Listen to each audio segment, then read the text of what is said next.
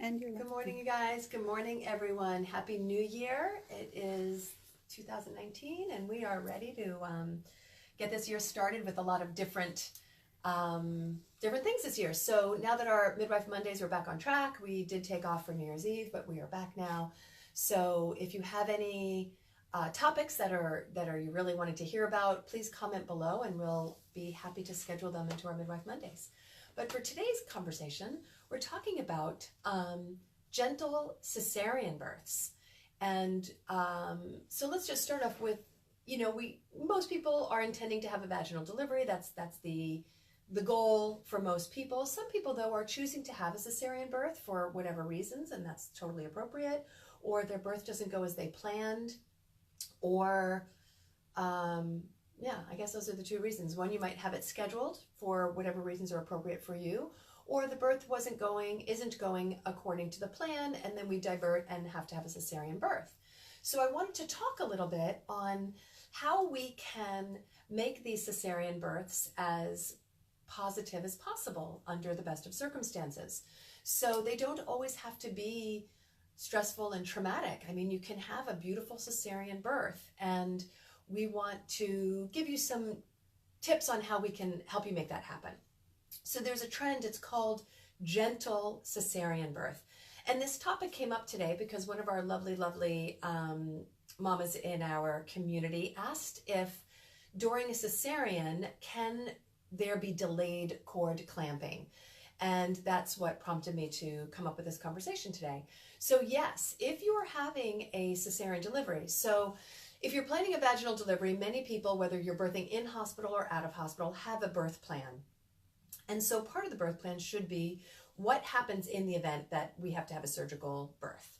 And so check out gentle cesareans, and we'll add a link below to some places where you can get some really good information.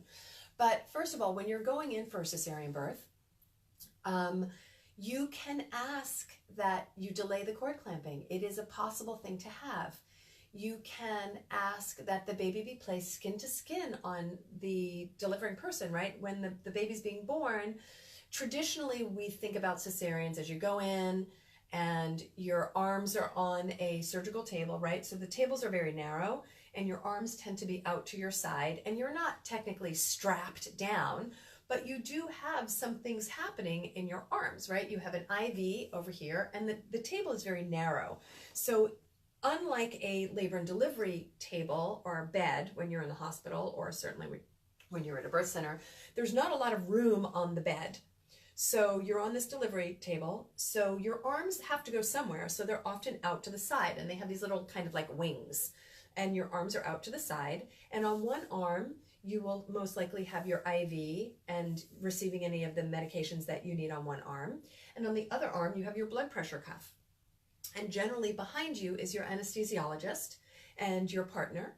And then in front of you, you have this drape up, which is basically creating the sterile field, right? Because there's going to be a major surgical procedure happening here. So you have you have a sterile field, and you have the rest of the people in the room. You have your surgeon, which is generally your primary obstetrician, and he has a second on board there. So there are two people doing the surgery. And so there are a couple people on one side of you, and then a couple people on the other side of you.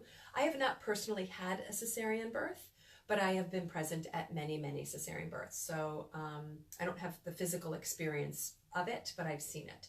So you got a couple guys, a couple people over on one side of you, a couple people on the other side of you. Then in the far end of the room, you have your isolette for the baby, the warmer tray. So you'll have basically a NICU team, most likely, respiratory therapists. You have some technicians, and you have some nurses in the room. So the room is quite crowded. There are several people in there, and that's appropriate because we need those things to make sure you and the baby are safe and everyone is charting appropriately and everyone has all their ducks in a row, because it is a major abdominal surgery. So, but there are things that you can ask when you go into that room prior to your surgical procedure, unless it is an emergency where you have to be put under general anesthesia. We would always request that you're getting an epidural or a spinal anesthesia so that you are fully conscious during your surgical birth.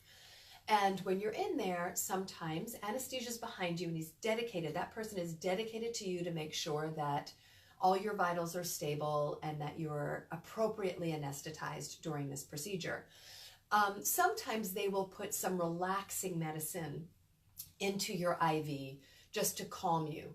And those are somewhat sedative, and so you might not be fully conscious when the baby is born. I mean, you're definitely awake, but we would ask that you, if possible, delay any relaxing medications. Epidurals or spinal epidurals, they numb you from the top of the uterus down to your toes, so you wouldn't feel any of the incision. Sometimes you get anxious and you feel like you can't breathe because epidurals work with gravity. So when you're laying supine or flat down on the delivery table, sometimes that epidural works its way with gravity and you can't feel yourself breathing, and that can cause some anxiety. But anesthesia's there just sort of supporting you and letting you know that yes, your vitals are normal, you are breathing, you're oxygenating well, even though you can't feel it, which can be very, very disconcerting for the person having this procedure. But when possible, we ask that you decline any medication to make you relaxed. Also, any medication for anti-nausea. Anti-nausea medications, because sometimes when they're doing the procedure, you know, you're getting jostled inside, which is totally bizarre, right? So your stomach is getting jostled and things are getting moved inside, and it might cause some nausea.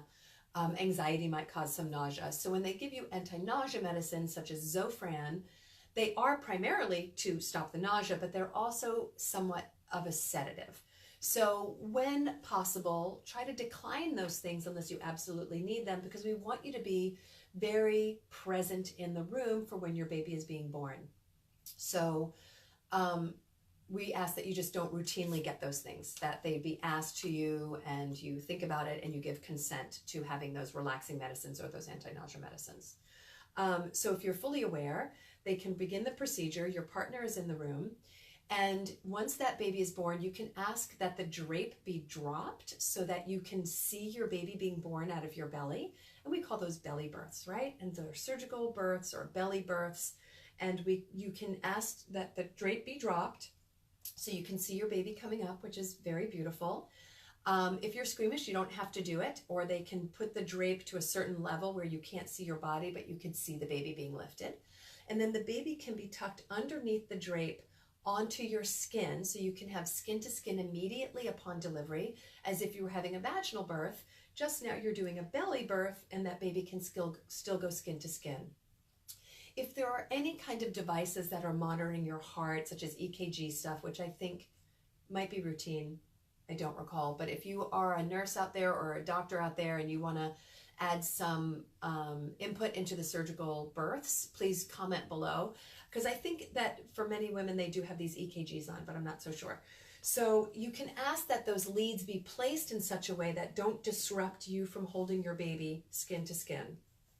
If there is a situation where you can't be skin to skin with your baby, you ask that your partner can be skin to skin with the baby, and that would entail cutting the cord so that your partner can immediately hold the baby skin to skin. So ideally, you can witness the baby being born, the baby can go skin to skin. You can delay cord clamping in a gentle birth like that, in a gentle cesarean. Those just have to be arrangements that you're asking before you go into the surgical procedure, assuming we're not under an emergency situation where you have to be under general. Delayed cord clamping. Then there is also something called vaginal seeding, which is very new. They're starting to do some research on it. There's some promising research coming out right now. And basically what that is called, and we could do another podcast on this separately about the benefits of vaginal seeding, but basically they take a gauze, they swab your vagina. It sounds a little bit bizarre. They swab your vagina to get the vaginal cultures from your normal, microbiome, and then they swab the baby's mouth after delivery with that microbiome from your vaginal secretions, called vaginal seeding. We can add a link below so you can read some more about it. We'd be happy to do a podcast on it so we can have a discussion on that. But you can ask that the baby get some vaginal seeding, skin to skin. You can attempt breastfeeding as soon as the baby can get to the breast. Many cords are not long enough that the baby can reach the breast with the cord attached, but once the cord stops pulsing, you can clamp and cut the cord and establish breastfeeding right there in the OR, which is quite beautiful, as long as your arms are available. So if you have IVs going into one arm and a blood pressure cuff on the other, you could discuss with anesthesia how is the best way to release one of your arms so you can hold your baby skin to skin, but your partner is also there and can help put that baby to the breast for you, even if you only have one hand available. But there's lots of ways to be creative to make sure that your arms are free, or your partner can assist in getting that baby skin to skin at the breast, and you can establish breastfeeding right in the operating room. And then once you're ready and sutured, so you can be holding your baby while they're repairing your cesarean incision, you keep the baby skin to skin. APGARs, that 1 minute and 5 minute, are visual, and they can listen to the baby while the baby is on your chest.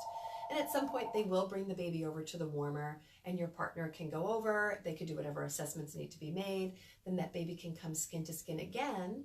And once you're repaired and ready to go into your post-op, into your recovery room, you can ask that you can hold the baby skin to skin while you're being wheeled into that recovery room, which is your postpartum room.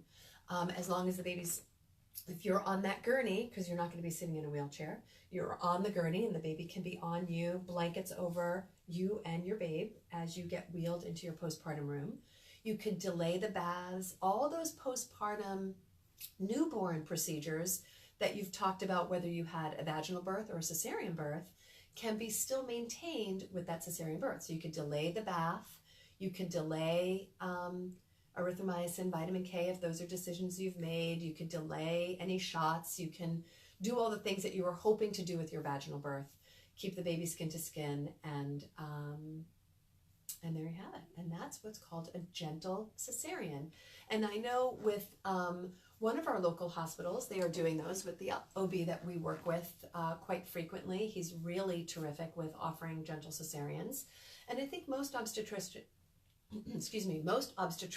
at this point, 2019, are very much aware of gentle cesarean, and I think it's an appropriate conversation to have with your care provider as part of your birth plan. If the vaginal birth isn't going according to plan and we do need to have a surgical birth, what are our options when it comes to that? So we encourage everyone to think about it, and that way it minimizes the trauma of a birth that wasn't planned.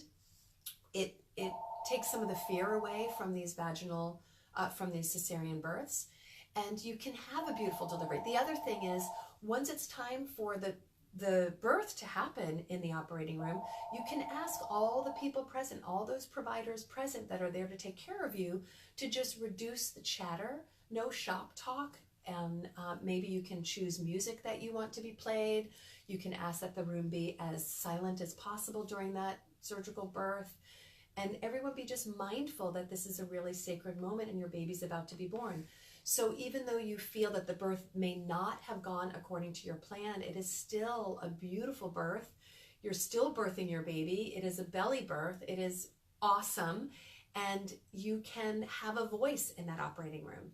So we just want you to really know that all birth is beautiful, whether they're coming out of your vagina, they're coming out of your belly, whether you have an epidural, you don't have an epidural. We just want you to know you always have a voice. So you can ask the people in that room to please lower their voices, please not have any shop talk, that during the birth that we just honor the sacred moment of you having your beautiful belly birth. So epidural or spinal anesthesia, a spinal or an epidural are appropriate. You can ask that the talking in the room is at a minimum. You can ask that they delay the cord clamping, that the baby goes skin to skin. Try to avoid any medications that might give you any kind of sedative effect. Keep the baby skin to skin and initiate breastfeeding in the operating room. And then all of your postpartum instructions and wishes that you had with your vaginal delivery can all still be in place. So I hope that is helpful. We will add some links to how you can read more about gentle cesarean and vaginal seeding below this podcast.